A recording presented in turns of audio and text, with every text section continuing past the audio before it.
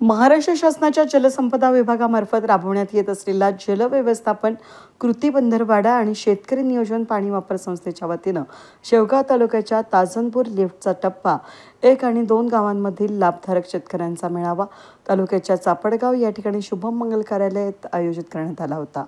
ताजनपुरा लिफ्टच्या टप्पा 2चं काम लवकरच पूर्ण होऊन शेतकऱ्यांच्या बांधापर्यंत पाणी कसं जाईल त्याबाबत शेवगाव पाथर्डीच्या कर्तव्यदक्ष पाणीदार आमदार मोनिका राजळे यांची संकल्पना असल्यानं तालुक्याच्या किमान 20 गावातील तहानलेल्या शेतकऱ्यांची तहान भागवली असून लवकरच सिंचनापासून वंचित राहिलेल्या गावांना देखील आपल्या हक्काचं पाणी मिळण्यासाठी आपण प्रयत्नशील असल्याचं पाणीदार आमदार मोनिका राजळे यांनी म्हटलंय। पिकाच्या नुकसान भरपाईचं 395 लाभधारक शेतकऱ्यांना धनादेशाचं वाटप करण्यात आलं।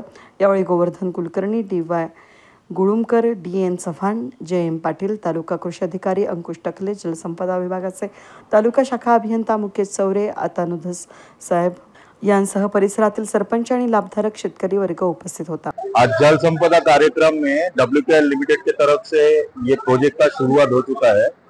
अभी वाटर यूजर्स एसोसिएशन का ये फाउंडिंग है। MLA मैडम इधर आई थी और उन्होंने अपना कीमती समय हमको दिए और इस प्रोजेक्ट के लिए जो भी योगदान है हम लोग विदिन 3 महीने के अंदर में इस प्रोजेक्ट को खत्म कर देंगे। बाकी फार्मर्स का सहयोग चाहिए हमको, जो कि हमको मिल ही रहा है, पहले से अभी भी मिल रहा है, जिसके लिए हम सभी शेतकारी से शुक्रगुजार है और आगे अब 3 महीने के जून के अंदर में प्रोजेक्ट पूरी तरह से खत्म हो जाएगा। वेद न्यूजसाठी प्रतिनिधी पांडुरंग निंबाळकर, अहिल्यानगर, शेवगाव।